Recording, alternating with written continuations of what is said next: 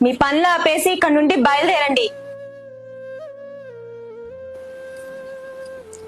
మీకు సిగ్గనిపించట్లేదా కోడలి మీద కొడుకు మీద ఆధారపడి బతకడానికి?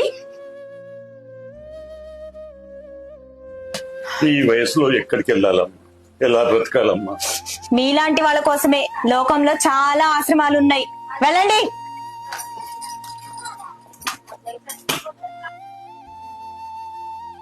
వెళ్ళండి. పద్దు, ఏంటిది? ఏం చేస్తున్నావు? వాళ్ళ ఇంట్లో ఉండటం నాకు ఇష్టం లేదండి, అందుకే ఆశ్రమంకి వెళ్ళమని ఇంట్లో నుండి గెంటేశానండి.